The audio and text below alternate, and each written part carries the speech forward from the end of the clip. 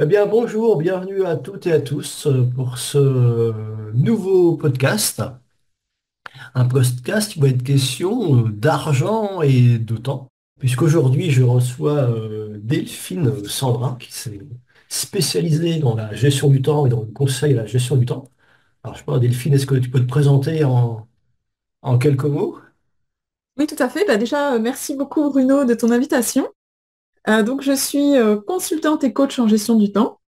J'aide les personnes à renforcer leur efficacité et à optimiser leur temps, mais pas n'importe comment, hein. Pour moi, il ne s'agit pas d'en faire encore plus et plus et plus. Au contraire, il s'agit pour moi de vraiment en faire moins et mieux. Donc, vraiment d'optimiser son temps. Et aussi, un autre point qui est très important pour moi, c'est de faire en sorte que les personnes trouvent une organisation qui les respecte, qui leur correspond. Parce que ce qui va fonctionner pour moi ne va pas forcément fonctionner pour les personnes que j'accompagne. Donc, c'est un aspect très important. Voilà. Voilà, et on fait ce podcast parce que il y a temps, argent, c'est deux ressources importantes. Donc moi, je suis Bruno Bourré, j'accompagne les particuliers à gérer leurs finances de manière sereine et responsable. Et on s'est dit que temps et argent, il y a sans doute des choses à dire dessus, sur ces deux ressources hyper importantes, hein. On dit souvent le temps, c'est de l'argent. Enfin, il y a plein d'expressions comme ça. Et c'est vrai que le temps et l'argent, il y a aussi des différences, on verra qu'il y a des différences, on verra qu'il y a des similitudes et qu'il y a aussi des liens entre les deux. Vous voyez qu'on c'est un podcast tout à fait structuré. Alors on va commencer par la différence. Alors on peut dire que l'argent, c'est quelque chose qui s'économise, qui se stocke. Si on le perd, on peut le retrouver, quelque part, on peut gagner d'autres argent. Alors par contre, pour le temps, c'est complètement différent. Oui, tout à fait. C'est vraiment une différence importante avec l'argent dans la mesure où le temps, lui, ne s'économise pas. On ne peut pas le stocker, malheureusement. On ne peut pas le retrouver. Une fois qu'il est perdu, il est perdu à jamais. C'est certainement pour ça que le temps est un sujet qui m'anime autant. C'est parce que, en fait, euh, il a ce côté extrêmement précieux qui fait qu'on, voilà, une fois que c'est passé, une fois que la journée est passée, on ne la retrouvera plus jamais. Voilà, c'est une ressource qui ne se renouvelle pas. Et en plus, il y a une idée aussi de capital temps, capital argent. Alors, autant on peut savoir à un moment donné combien on a sur son compte, combien on a épargné, ça on peut le savoir au centime près. Mais on a tous un capital temps. Alors, le capital temps, c'est chaque jour on dépense 24 heures, qui reviendront jamais, mais on a aussi un capital temps qui est plus, comment dire, plus global, puisque c'est le temps de notre vie, en fait. Oui, et l'autre spécificité du temps, c'est qu'on ne sait pas quand est-ce que ça se termine. On sait que tous qu'on a une date limite, hein, une Oui. deadline, mais on ne sait absolument pas quand est-ce que cette deadline aura lieu. On espère tous qu'elle sera le plus loin possible. Mais voilà, c'est ce qui rend aussi le temps si précieux, c'est que on a cette notion qu'on ne maîtrise pas. Alors on vit comme si notre temps était infini. Je, par contre, je pense que plus on avance en âge, plus on a cette conscience que le temps qui nous reste est court. Et j'ai le sentiment, mais je peux me tromper, que ça nous invite encore plus à savourer notre temps. Alors, c'est vrai qu'il y a Qu'est-ce que tu notre, en penses? ouais, c'est vrai que notre capital temps, on ne le connaît pas, mais on ne connaît pas non plus le capital temps des gens qui nous sont proches, des gens qu'on aime, en fait, hein. Oui, tout à fait, c'est très juste. Et donc, c'est ce qui fait que le temps est aussi une ressource si précieuse. Voilà. Et avec aussi le temps, il passe de manière assez relative, parce que quand on fait quelque chose qu'on aime, le temps passe vite. Quand on fait quelque chose qui nous ennuie, le temps passe lentement, oui. Voilà, c'est bizarre, c'est les 2 jours de week-end, souvent ils passent plus vite que les jours de la semaine. Oui, oui, c'est tout à fait exact. Le temps a cette notion à la fois très objective, hein. On sait très bien quelle heure il est, on a nos montres pour savoir pour remettre le temps dans une configuration objective. Et à côté de ça, on peut passer 1 heure à faire quelque chose qui nous ennuie et le temps nous semble être une éternité, alors que si on fait quelque chose de très fun et qui nous anime, on ne voit pas le temps passer. Donc il y a cette notion tout à fait particulière qui est liée au temps. Voilà. Puis il y a aussi le fait, alors, voilà, on s'en aperçoit avec le temps, avec l'âge, je dirais, c'est que le temps qui passe, enfin, c'est assez relatif suivant l'âge. Je me rappelle quand j'étais enfant, 1 heure de cours, c'était interminable. Alors qu'aujourd'hui, 1 heure, ça me semble passer très vite. Et il y a aussi, alors, je sais pas comment on l'explique. Alors, de ce que j'ai pu lire, hein, je ne dis pas que ce que je vais dire est absolument une science exacte, mais de ce que j'ai pu lire, il y a un phénomène qui est que plus on avance en âge et plus on est dans des routines, on a moins de choses à apprendre. Et ce phénomène de routine et du fait qu'on apprend moins nous donne cette sensation que les jours passent plus vite. Alors que quand on est petit, on a tellement de choses à apprendre. Chaque jour, voilà, on apprend des nouvelles choses. Ça engendre un phénomène que ce temps nous paraît beaucoup plus long. Maintenant, si par exemple on part 1 semaine en vacances ou 2 semaines en vacances et qu'on se dépayse totalement, je ne sais pas si tu l'as remarqué, mais tu as l'impression que le temps il a été beaucoup plus long, en fait. Tout simplement parce que tout d'un coup, tu as cassé ton rythme et tu as appris des nouvelles choses, tu as découvert des nouvelles choses. Donc certainement que le secret pour ne pas avoir l'impression que le temps passe trop vite, c'est de toujours faire des nouvelles choses. Voilà. C'est vrai parce que bon, quand on fait des choses qu'on a l'habitude de le faire, le cerveau il se met en mode automatique, il se met en mode veille, alors qu'on fait des choses nouvelles, au contraire, le cerveau il est plus vigilant, donc le temps, on a l'impression qu'il, euh, qu'il passe moins vite. Donc c'est vrai, c'est toujours intéressant de faire aussi des choses nouvelles, quel que soit notre âge. Alors c'est vrai que bon, notre capital temps, on connaît pas celui-là des gens qu'on aime, hein, et des fois ça nous pousse aussi à mieux, comment dire, à profiter de ces personnages. Je pense notamment à nos parents quand ils commencent à être âgés, on se dit bien qu'à un moment ou à l'autre, ils vont partir. Donc comment dire, ça donne de la valeur du temps, quoi, aussi. Le fait que notre temps soit limité, que le temps des gens qu'on aime soit limité, ça nous incite sans doute à mieux profiter du temps qu'on passe avec eux. C'est Oui, vrai je que suis tout à fait d'accord. voilà, et le temps, enfin le capital argent, c'est quelque chose qu'on peut faire fructifier, hein. Il y a des investissements pour ça. On peut le transmettre à d'autres personnes, alors que le temps, c'est plus compliqué. On ne peut pas le transmettre à quelqu'un d'autre, quoi. Non, effectivement, ça c'est une autre particularité du temps et qui fait une différence avec l'argent, c'est que le temps n'est pas transmissible. On ne peut pas laisser, comme tu le disais, un capital temps à nos enfants, par exemple. En tout cas, à date, avec l'avancée des technologies d'aujourd'hui, ce n'est pas possible. Ouais, en plus, le temps n'est pas palpable. L'argent, alors l'argent, il était palpable, il devient de moins en moins. Je trouve pas que c'est forcément une bonne chose parce que quand l'argent est plus palpable, on a plus de conscience de la manière dont on consomme, je dirais. Et pareil, le temps, le fait qu'il soit pas palpable, des fois, ça nous emmène un peu à le gaspiller, à tomber dans une routine un peu chronophage. Alors, je pense notamment au fait de passer beaucoup de temps devant les réseaux sociaux ou devant la télé. On passe le temps sans pour autant en profiter, en fait. Oui, effectivement, la particularité du temps, c'est que c'est pas quelque chose de palpable, alors sauf à avoir une montre sous les yeux. Et aussi, pour ajouter un complément par rapport à ce que tu viens de dire, il y a le phénomène que quand on se met sur une tâche, parfois, on a beaucoup de mal à estimer le temps que l'on va mettre pour faire cette tâche. Et bien souvent, on sous-estime le temps. D'ailleurs, il y a une loi du temps qui s'appelle la loi de Hofstadter qui dit que les choses prennent toujours plus de temps que prévu.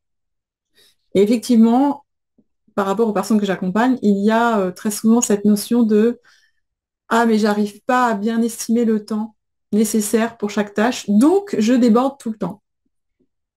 Voilà, donc ça c'est effectivement une autre particularité du temps. alors que l'argent est beaucoup plus palpable et on peut beaucoup mieux prévoir et anticiper. C'est vrai qu'il peut y avoir aussi une culpabilité, le fait de mal utiliser son temps, de dépenser le délai qu'on s'était imparti. Et c'est intéressant de savoir qu'en fait, il y a une loi qui dit bah, généralement tout prend plus de temps que. Surtout quand on fait quelque chose de nouveau. C'est comme le cuisinier, quand il fait un plat, généralement il sait combien de temps ça va le prendre, mais parce qu'il s'est entraîné avant, quoi. Oui, c'est vrai que plus on fait une tâche de façon récurrente, plus c'est facile d'estimer le temps qu'on va y passer.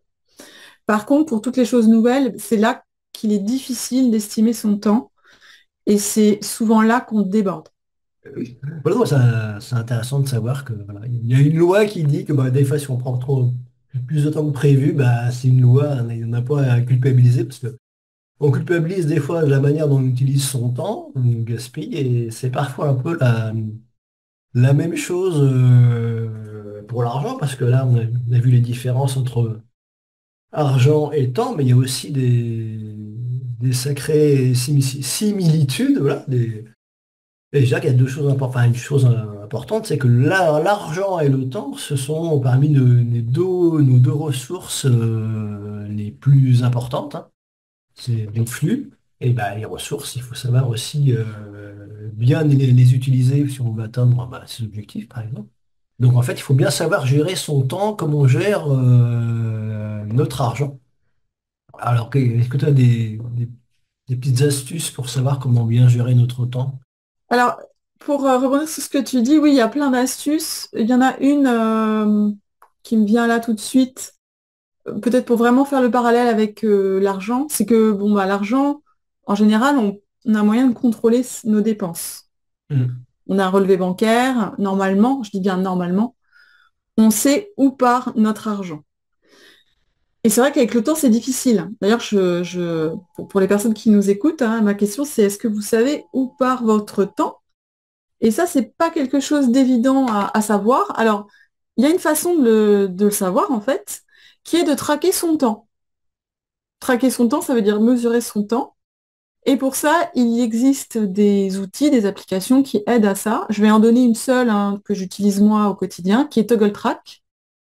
En fait, ça permet de se chronométrer à chaque fois qu'on fait une tâche.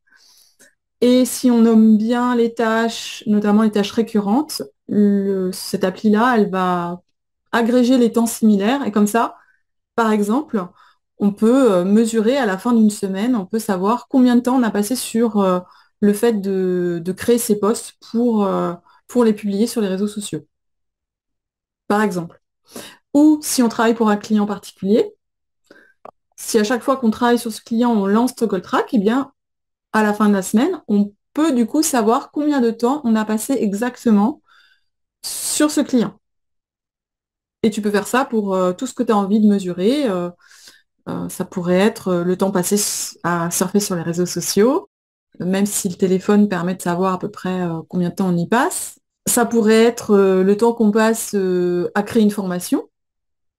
On a Hmm. une nouvelle idée de formation. Bah voilà, à chaque fois qu'on passe du temps sur cette formation, on peut lancer Toggle Track et comme ça, l'appli agrège tous les temps qu'on passe sur cette formation. Voilà, ça c'est une astuce que j'aime beaucoup personnellement. Maintenant, je peux comprendre qu'elle ne convienne pas à tout le monde. Hmm. Non, mais c'est intéressant de savoir à quoi on passe son temps, parce que des fois, on a des surprises. C'est clair. Et justement, le fait de passer par là, ce qui est très intéressant, c'est qu'on ne peut pas se voiler la face. Parce que justement, on a mesuré son temps avec un outil qui est très factuel. Donc de ce point de vue-là, c'est très intéressant de le faire, par exemple, sur quelques semaines, juste pour voir où on passe son temps. Je l'avais fait d'une autre manière, pas si je dirais précise que ça, il y a quelques années. J'avais compris où des fois je passais pas mon temps là où j'aurais dû, ou bon, là, le cas typique, c'est les réseaux sociaux en disant je vais regarder 5 minutes, et puis en fait on y passe 1 heure parce que les réseaux sociaux sont faits pour capter notre attention, et puis il y a toujours la peur de manquer quelque chose qu'on appelle le FOMO. Ah ouais, donc on scrolle, peut-être que en dessous il y a si je continue à scroller, il y a un truc qui va m'intéresser. Et puis, Et en fait, bah, voilà, on gaspille son temps. Et puis à la fin de la journée, on se dit, mais qu'est-ce que j'ai fait en fait? Voilà, Exactement, c'est tout à fait ce qui arrive je pense, à bon nombre de personnes. Enfin, en tout cas, je pense que les personnes qui nous écoutent vont se reconnaître dans ce que tu dis, à savoir que les réseaux sociaux sont ce que j'appelle moi un voleur de temps. On peut y passer beaucoup plus de temps qu'on ne le pense, et puis se laisser embarquer, surtout si on est curieux. Et en ce sens, ça peut représenter un vrai gouffre temporel. en fait, une sorte de budget temps, je dirais. Comme il y a un budget financier, parce que autant c'est important de savoir où on passe, enfin, ce qu'on fait de notre temps, c'est aussi important de savoir ce qu'on fait de notre argent. Ah, il y a des choses qu'on sait, hein, il y a des dépenses récurrentes, fixes, je sais pas, comme un emprunt ou un loyer. Mais des fois, on a des surprises parce que comme tout est fait pour qu'on dépense du temps, tout est fait aussi pour qu'on dépense de l'argent. Et parfois, on ajoute des choses qu'on n'utilise pas vraiment, ou qu'on aurait pu se passer, ou qu'on aurait pu simplement louer ou emprunter à un ami ou à un voisin. Donc c'est bien, comme c'est deux ressources importantes, le temps et l'argent, c'est vraiment important de savoir ce qu'on en fait. Et si ce qu'on en fait, c'est que ça correspond à ce qui est important pour nous, à nos objectifs. Voilà. Ces deux ressources, je les mets un peu à mon service, ou est-ce que je les dilapide et puis en fin de compte, je me dis, bah non, j'aurais voulu faire ça, je ne l'ai pas fait, j'aurais voulu partir en voyage et puis en fait, j'ai pas l'argent parce que l'argent, il est passé ailleurs. Voilà, c'est comme toute ressource importante. C'est important c'est de savoir ce qu'on en fait. Alors tout cela sans culpabilité, hein, c'est juste prendre une photo de ce qu'on fait et puis de dire c'est un point de départ. Voilà, on fait un peu un constat et après l'intérêt c'est de planifier ce qu'on fait de son temps, de ce qu'on fait de son argent.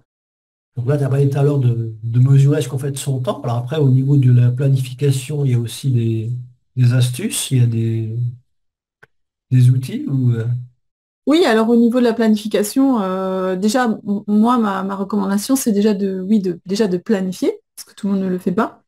Mhm.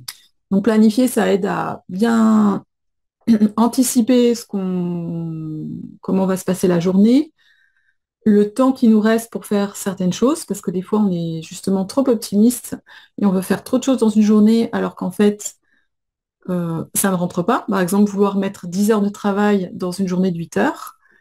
Ça, c'est une différence avec l'argent, c'est que comme le temps est pas tout à fait palpable, on est capable de se dire, en tout cas, on est capable d'essayer de faire rentrer 10 heures dans une journée de 8 heures.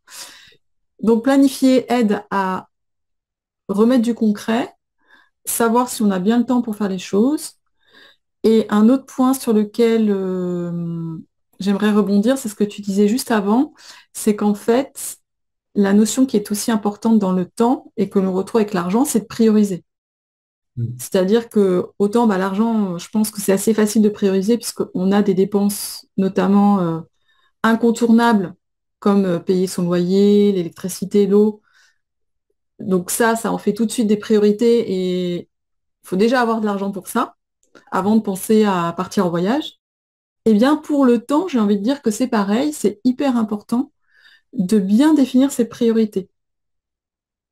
Et une fois qu'on les a définies, ok, on regarde si on a du temps pour faire d'autres choses en plus. Mais déjà, commencer par ses priorités. C'est vraiment une clé fondamentale. Il y a priorité et urgence aussi. Des fois, on a des urgences parce qu'on a mal géré notre temps, on a mal géré notre argent, parce qu'on n'avait pas pensé qu'il y avait telle dépense à venir ou telle chose à faire. Alors, il y a toujours des urgences dans la vie, mais il y a plus d'urgences que de priorités. Oui, alors c'est vrai que les urgences, ça, on en aura toujours. Maintenant, il est important au-delà des urgences, de bien être au clair avec ses priorités. Par exemple, on démarre une semaine ou on démarre une journée. C'est quoi mes priorités? Et il y a une question que j'aime bien, c'est ma journée sera réussie si. Si quoi? Si j'ai fait quoi? Si je devais faire une seule chose aujourd'hui, ce serait quoi? Et idem à l'échelle de la semaine, ça peut être la même question à l'échelle du mois. Voilà, en tout cas, ma recommandation, c'est vraiment d'avoir toujours ses priorités en tête, même si on a des urgences. Et le fait de se dire, bah, tiens, si ma journée réussit, si aujourd'hui je fais telle chose, ça permet aussi à la fin de la journée de se dire, bah, j'ai passé une bonne journée, j'ai fait ce que j'avais prévu de faire.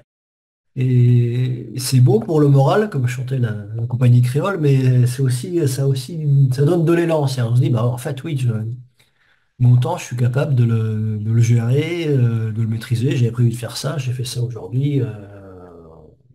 Super, quoi.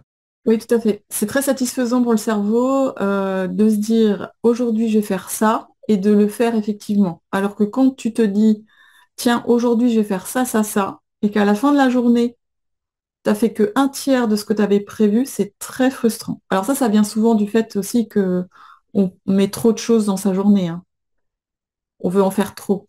Mais en tout cas, je te rejoins, c'est très satisfaisant de se dire je vais faire ça et qu'à la fin de la journée, on a effectivement coché la case. Alors, c'est bien de planifier, de gérer. C'est bien aussi de laisser un peu une marge à l'imprévu, aussi bien en termes de temps qu'en termes que financier, parce que c'est bien aussi au niveau financier de se dire, bah, je peux aussi me faire un petit plaisir, aller prendre un café avec un ami en terrasse ou des choses comme ça. Voilà, et la vie, c'est fait aussi pour se faire plaisir. Donc c'est bien de se laisser un peu une marge d'imprévu, parce qu'il y a toujours des imprévus dans la vie, puis aussi quelque chose pour kiffer la vie, comme on dit. Oui, alors ce que tu dis là pour l'argent est tout à fait valable aussi pour le temps. Alors avec deux notions. La première qui est de se laisser des zones, ce que j'appelle des zones tampons dans son agenda pour absorber les imprévus ou les retards, ou quand on n'a pas bien estimé le temps sur une tâche et qu'on déborde. Donc ça, c'est un premier principe, c'est de ne surtout pas remplir son agenda à 100%, mais de se laisser aller 20-30% de zones tampons, de marge de sécurité pour absorber ces retards. Et l'autre point, bah, c'est aussi d'avoir du temps pour profiter. Déjà, sur une journée de travail, avoir du temps, des temps de pause pour juste se ressourcer en énergie. Et puis, bien aussi prévoir des temps, je dirais, où on fait une activité qu'on adore, parce que c'est bon pour le moral, parce que ça va nous recharger en énergie, et parce que bah, la vie, c'est aussi profiter des jours qui passent. Ah oui, surtout quand notre capital temps, on ne sait pas quand il s'arrête. Alors, faut aussi en profiter régulièrement. C'est vrai, même mettre des moments je dirais, de souplesse, de flexibilité, à la fois dans son planning et dans son budget. Et puis avoir aussi une vision claire de ses objectifs. Parce que si je veux consacrer du temps et de l'énergie et de l'argent à mes objectifs, il faut que j'ai une vision assez claire là-dessus, de ce que ça va apporter, de ce que ça va apporter à mes proches. Et je dis souvent au niveau financier, il faut faire attention que l'envie d'aujourd'hui ne détruise pas mon rêve futur. Moi, je pense notamment à quelqu'un qui dépensait tous les mois 800 euros de vêtements, donc ce qui est énorme, quoi. Effectivement. Elle rêvait de faire un très beau voyage en Asie du Sud-Est, je crois. Mais en fait, à la fin du mois, il n'y avait rien. Si au lieu de 800, vous dépensez 400, ce qui est déjà beaucoup, à la fin de l'année, vous pouvez vous offrir votre voyage en Asie du Sud-Est, quoi.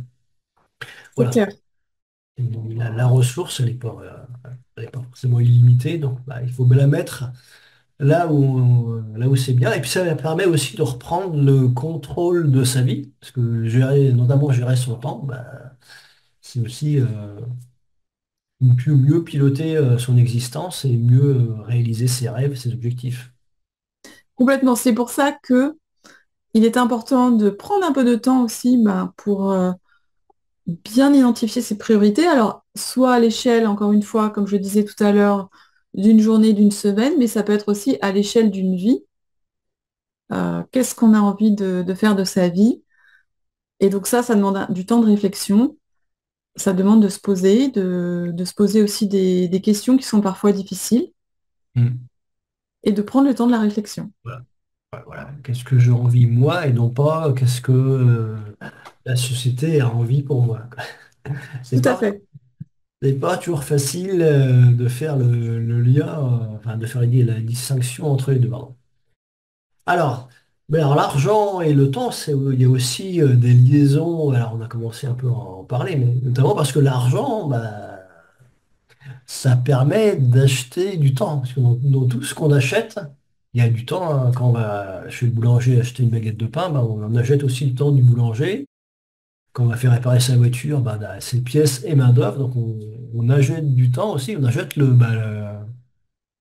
temps des autres, hein. Si on devait faire nous-mêmes, fabriquer nous-mêmes nos tables, nos chaises, faire cultiver nos légumes et notre pain, on n'aurait pas le temps de tout faire en fait.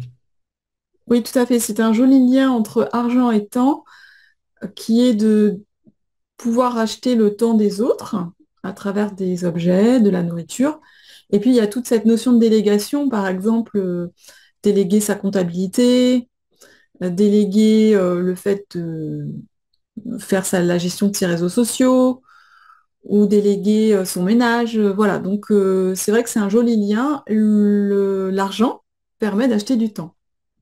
Voilà, voilà, on achète du temps, on en vend aussi, parce que Oui, quand on travaille, ben, on vend aussi notre temps. Donc, en fait, le temps, c'est un support de transaction. Donc, ça permet de déléguer des choses à d'autres personnes, mais ça aussi permet de déléguer à des choses à la technologie. Alors là, j'ai un souvenir, ben, on a tous chez nous un lave-linge. mm, Ça nous permet de gagner beaucoup de temps, parce que dans le temps ancien, on allait au lavoir. Enfin, bon, alors on va dire que c'était surtout les femmes, hein. Et voilà, et ils passaient quand même beaucoup de temps, des fois avoir les mains dans l'eau froide, etc. Alors qu'aujourd'hui, bah, un lave-linge, on met le linge dedans, on lance le programme, et voilà, ça nous fait gagner du temps. ah, c'est clair, je pense qu'on ne se rend plus compte aujourd'hui du gain de temps que ça peut représenter, mais entre un lave-linge, un lave-vaisselle, c'est énorme. Et puis, aujourd'hui, ce qui pointe aussi le bout de son nez, enfin qui est déjà bien apparu même, c'est notamment l'IA, Oui, l'intelligence artificielle, qui va de plus en plus aussi nous aider à gagner du temps sur certaines tâches. En tout cas, moi, je le vis déjà par rapport à la création du contenu que je peux publier sur les réseaux sociaux. Je prends par exemple ChatGPT, c'est vraiment un outil qui aujourd'hui m'aide énormément, qui d'une certaine façon aussi m'aide à automatiser des tâches. voilà. Donc, la technologie, d'un côté, ça peut nous faire perdre du temps d'en parler avec les réseaux sociaux tout à l'heure, mais ça peut aussi nous en faire gagner sur plein de choses, sur notre vie quotidienne. Donc Oui, voilà. tout à fait. Il s'agit de bien l'utiliser, dans tous les cas, il s'agit de effectivement bien l'utiliser. Et il y a toujours, de toute façon, ce couple avantage-inconvénient, à nous de profiter des avantages et de limiter les inconvénients. Voilà. Et ça, pour ça, c'est important de savoir quels sont nos objectifs de vie, quels sont nos projets, nos rêves, et de se dire, bah, ce que je fais là, ça m'éloigne, ça me rapproche, ou c'est neutre. Mais voilà, c'est important d'avoir ce point de repère-là. Alors, c'est vrai que dans les liens entre argent et temps, bah, il y a aussi le fait que bah, gérer son argent, c'est aussi y passer un peu de temps. Alors sans y passer sa vie à faire, sans passer sa vie à faire de la comptabilité, mais ça suppose aussi comme d'y passer un minimum de temps, hein. Bah, je dirais, c'est comme la santé, hein. Si on veut être en bonne santé, ça suppose aussi d'y passer un minimum de temps. C'est un investissement sur soi. S'occuper de son argent, c'est un peu la même chose. D'autant qu'en plus, bah, il y a ce que Einstein appelait la huitième merveille du monde, c'est-à-dire les intérêts composés, les intérêts qui produisent d'autres intérêts, qui vont produire d'autres intérêts, etc. Donc c'est un peu comme une boule de neige, quoi, qui grossit. Et pour bénéficier de cette magie de la huitième merveille du monde, bah, il faut laisser le temps faire son œuvre. Oui, alors pour rebondir sur la citation que tu as énoncée, ça me fait penser au fait que par rapport au temps, ce qui est très bénéfique et ce qui va générer ces effets cumulés, ce sont les bonnes habitudes. Oui, Parce qu'à partir du moment où on instaure une habitude, alors instaurer une habitude, c'est pas forcément ce qu'il y a de plus simple. Par contre, à partir du moment où on a pris le temps d'instaurer une bonne habitude et qu'on la maintient, eh bien, c'est vraiment un super levier de progression, de croissance personnelle, je dirais, pour notre vie en général. Et j'aime beaucoup ce parallèle avec les effets composés qu'on peut avoir par rapport à un placement où on place son argent. Avec le temps, c'est pareil. À partir du moment où on a des bonnes habitudes. Ouais, il y a un livre qui s'appelle L'effet cumulé, qui est très parlant là-dessus, c'est les petites habitudes. En plus, surtout que faire attention parce que l'effet d'une habitude, on ne le voit pas forcément à court terme. Je pense notamment bah, l'effet de faire du sport régulièrement, de l'activité physique, c'est plutôt quelque chose qu'on voit à long terme.